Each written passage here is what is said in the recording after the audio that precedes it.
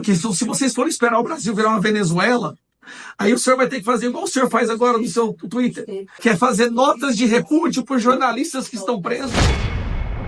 Uma excelente noite para todos meus amigos do canal del Beneco Brasil. Como estão todos? Espero que bem. O assunto do dia é a visita do Pedro José Vaca Villarreal. Para quem não sabe, ele é um advogado original da Colômbia e hoje ele é o relator para a liberdade de expressão da Comissão Internacional de Direitos Humanos. Quem não sabe, tem assim um aspecto bem progressista, bem de esquerda, e muito tem se falado hoje sobre a visita desta personalidade no Brasil e o que isso vai trazer de positivo para a nossa luta pela liberdade de expressão no Brasil e contra o autoritarismo do Alexandre de Moraes, Luiz Roberto Barroso e das entidades e dos grupos de esquerda aqui no Brasil, começando pelo presidente da República. Há muito tempo vem falando que ele quer, porque quer, censurar as redes sociais. Mas antes de dar continuidade a este vídeo, eu preciso dizer para muitos que de repente não sabem, a Organização dos Estados Americanos, OEA, é composta por 35 países independentes das Américas, incluindo nações da América do Norte, Central e América do Sul. Todos esses estados membros contribuem financeiramente para a organização. Entre os contribuintes mais notórios, o financiamento para essa instituição funcionar são os Estados Unidos, que só no ano de 2022 entregou ali um valor de 45 milhões de dólares. Representa 55% do orçamento regular da organização por ano. Ou seja, é a maior contribuinte, a que mais contribui para que a OEA funcione. Funciona? Será que a OEA realmente funciona? Como todos sabem, a Venezuela virou uma ditadura comunista há mais de praticamente 25 anos. Sempre aqui nos meus vídeos eu questiono, cadê o Papa, cadê a Greta, cadê não sei o quê? E às vezes quando eu faço referência à Venezuela, eu pergunto, cadê a ONU? Cadê a OEA? Que não se manifestam. Afinal de contas, a OEA, Organização dos Estados Americanos, é um organismo internacional que reúne os países da América para promover a democracia, direitos humanos, segurança e desenvolvimento na região. Seu papel é principalmente isso: defesa da democracia, ou seja, supervisiona eleições nos países membros para garantir transparência e legitimidade. Será que isso aconteceu aqui no Brasil ou na Venezuela? Atua contra golpes de estados e ameaças às instituições democráticas. Será que num país chamado Brasil existem realmente instituições democráticas? Ou na Venezuela? Não sei. Proteção dos direitos humanos. A OEA também tem como papel lutar pela proteção dos direitos humanos. E a Corte Interamericana de Direitos Humanos são órgãos ligados à OEA, que investigam e julgam violações de direitos fundamentais. Mas esse é o intuito da OEA. Por que razão, motivo ou circunstância não houve uma interferência na ditadura comunista na Venezuela? É a pergunta que não quer calar. O Ministério das Relações Exteriores do Equador informou nesta quinta-feira que 14 países da Organização dos Estados Americanos, a OEA, incluindo os Estados Unidos, rejeitaram nesta quinta a posse de Nicolás Maduro como presidente da Venezuela, em meio a denúncias de fraude eleitoral. Argentina, Canadá, Chile, Costa Rica, Equador, El Salvador, Estados Unidos, Jamaica, Guatemala, Panamá, Paraguai, Peru, República Dominicana e Uruguai emitiram uma declaração conjunta, na qual rejeitaram a investidura de Maduro. Além disso, exigiram respeito aos direitos humanos e às liberdades fundamentais na Venezuela. O grupo de países rejeitou a posse por entender que carece de legitimidade democrática e provas verificáveis de integridade eleitoral. Isso está me lembrando muito o Brasil, né? Na época da eleição de 2022, que os militares deixavam ali comunicado. A OEA, ela funciona mais ou menos isso, através de comunicados. Maduro, de 62 anos, prestou juramento na sexta-feira passada para um terceiro mandato consecutivo de 6 anos. A autoridade eleitoral venezuelana proclamou Maduro vencedor das eleições com 52% dos votos, mas até agora não publicou a contagem detalhada, como exige a lei. A oposição afirma que seu candidato, Edmundo González Urrutia, venceu com 70% do eleitorado. Triste realidade. Aí eu me pergunto, né? cadê a OEA? Cadê a ONU? Eu queria saber, né? Porque o que está acontecendo na Venezuela, por exemplo, é um caso de crime contra a humanidade. Afinal de contas, 8 milhões, né, de venezuelanos que já fugiram da fome. Não porque a Venezuela seja um país miserável. Quem comanda a Venezuela é a China e a Rússia. São eles que se expropriaram do país para explorar e extrair o ouro, o diamante, a bauxita, todas as riquezas naturais que naquele país lindo e maravilhoso chamado Venezuela tem. E quem está pagando o pato é o povo da Venezuela, infeliz. Voltando ao assunto da OEA e principalmente a visita do Pedro Vaca aqui no Brasil. Como é que o cara vem, não sei o que, direitos humanos, e está visitando primeiro os que são, na verdade, os criminosos, aqueles que cometeram um crime contra o povo. Mas esse é um protocolo da Comissão Internacional dos Direitos Humanos, da OEA. Primeiramente, eles ouvem a versão do Estado.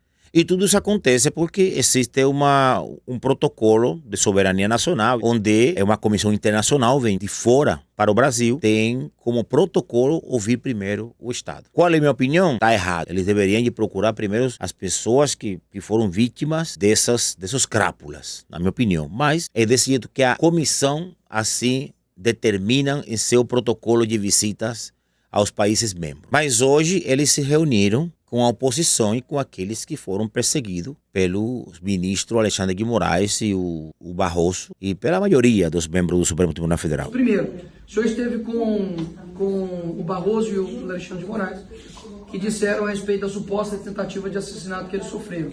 Só existe uma pessoa nesse Brasil que de fato sofreu uma tentativa de assassinato, que é Jair Bolsonaro, e que inclusive é um ex-filiado do PSOL, tem que deixar isso bastante claro. Segundo ponto é que eu gostaria que essa reunião tivesse sido anterior a deles, que eu gostaria que você tivesse feito uma pergunta para o ministro Alexandre de Moraes, no seguinte sentido. Ministro Benedito, quando foi anunciada a vitória do presidente Lula no Tribunal Superior Eleitoral, ele vai até o ministro Alexandre de Moraes e diz: missão cumprida, missão dada, missão cumprida. Eu gostaria muito que alguém, pode ser até o mesmo próprio Benedito, ou o próprio ministro Alexandre de Moraes, ele dê a resposta do que isso significa. E a partir dessa resposta, vai ficar muito claro que tudo isso aqui, mais do que comprovado, a veracidade vai ser ainda mais atestada. E mais uma vez, faço aqui, para poder finalizar a minha fala, faço coro ao Clesão que morreu, as famílias que estão presas até hoje.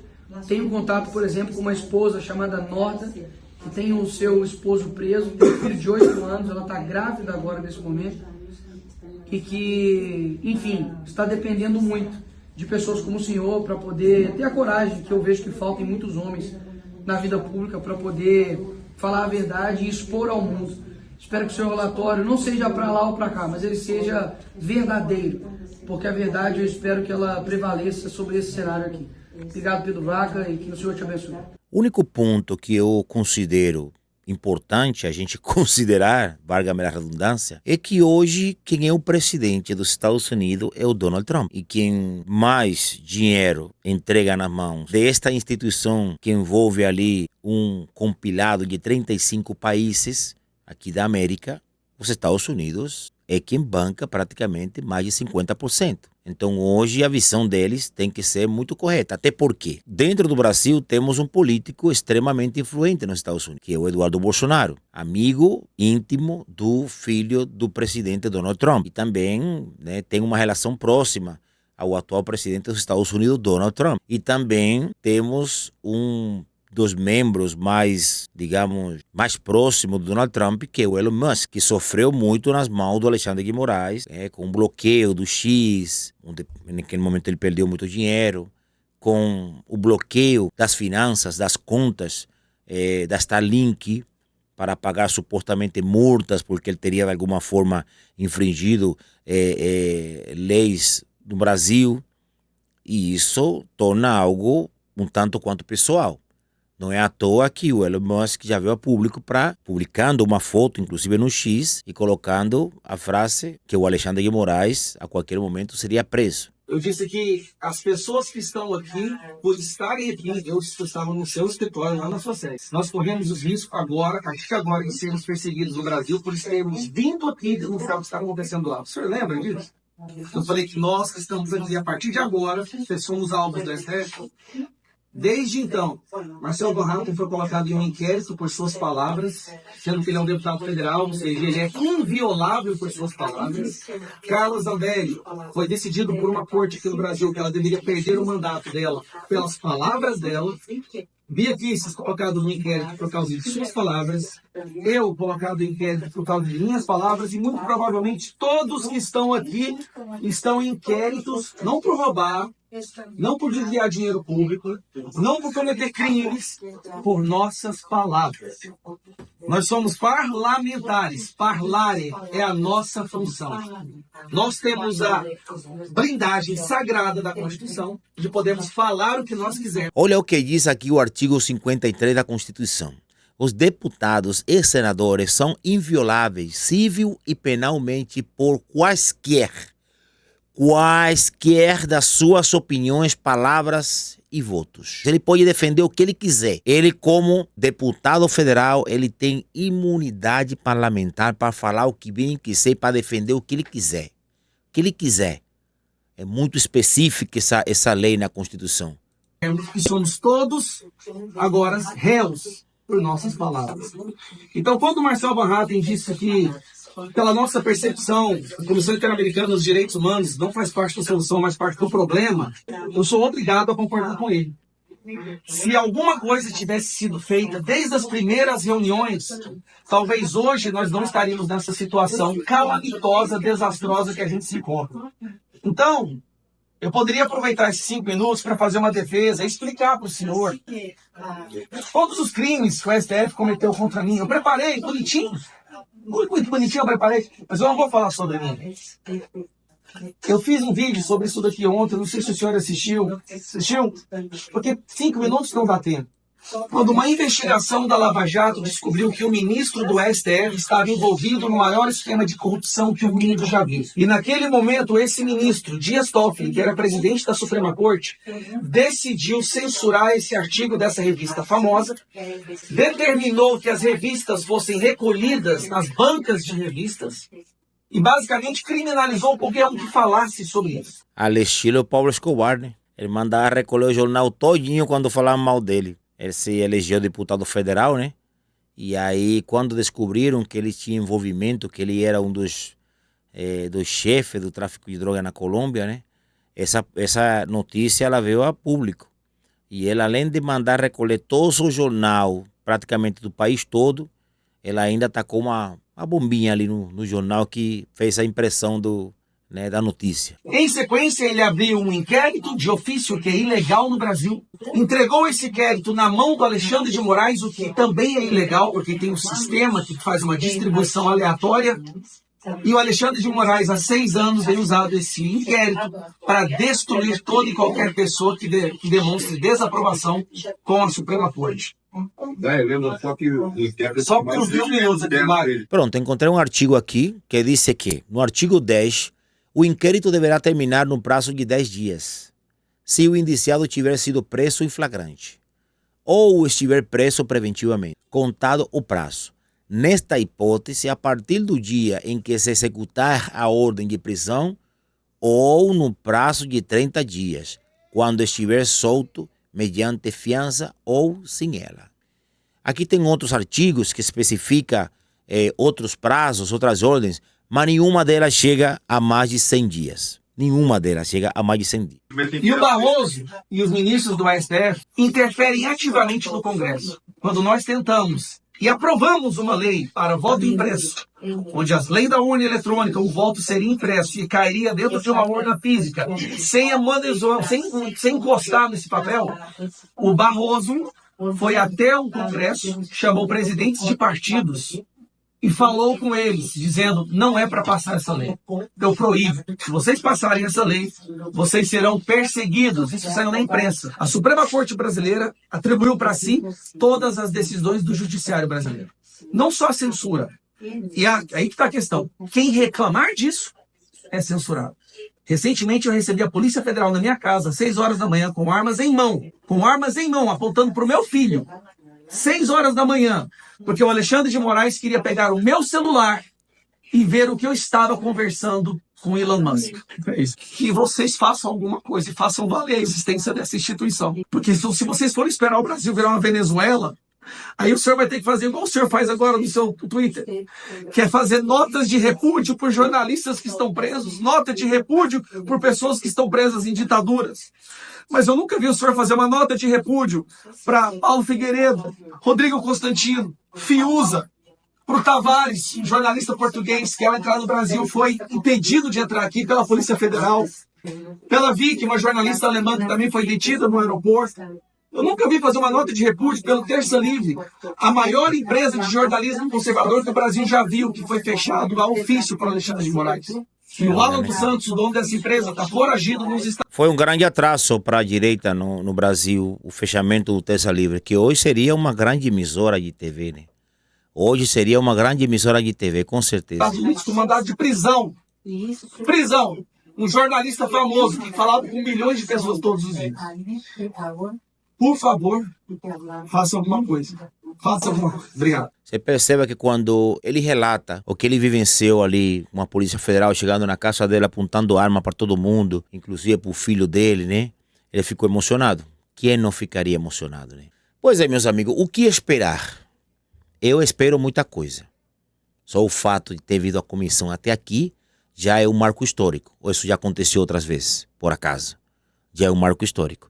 E tomando em consideração que o presidente dos Estados Unidos hoje está engajado para de uma vez por todas dizimar da face da terra essa ideologia nefasta chamada comunismo, socialismo, progressismo, agenda woke, essas porcaria todas, essas agendas do satanás, do diabo, né? Como o Donald Trump está e como há uma relação muito próxima entre políticos brasileiros e o governo americano, eu acredito que as coisas vão acontecer. Porque não são loucos. E você sabe que onde há dinheiro, as coisas funcionam. Onde há dinheiro, as coisas funcionam. E temos como exemplo o lance do Donald Trump ter saído de país aliado à OMS e ser patrocinante da OMS, porque os Estados Unidos era o maior de todos, o que mais dinheiro dá para a OMS, e ele saiu dessa porcaria, desse lixo chamado OMS. Agora, nesse dia, apareceu o presidente da OMS falando: eu não pedi lockdown para ninguém, eu não pedi quarentena para ninguém, eu não pedi vacina para ninguém. Esse é ridículo. E ele saiu dessa porcaria. Assim também como a Argentina. E espero que em 2026, Bolsonaro, eleito presidente do Brasil, possa também dar um chute na bunda da OMS e de outras instituições globalistas que estão ali fazendo um monte de merda. Beleza, meus amigos? Fé em Deus, tudo vai dar certo, as coisas estão encaminhando de uma forma positiva para o mundo, para o Brasil. Eu não vou nem falar aqui para a direita, para a esquerda, não. Para o Brasil, para os cidadãos de bem. As coisas irão encaminhar. Precisamos ter fé e acreditar no Criador dos céus e da terra. Um abraço para todos, fiquem com Deus. Curta as músicas do Beneco Brasil nas plataformas digitais. Agradecimento ao Ailton José pela sua ajuda, a sua contribuição. E se você, de repente, achar que meu trabalho merece a sua contribuição, a sua ajuda, está aqui, meu QR Code. Beleza? Um abraço para todos. Até um próximo vídeo. Tchau.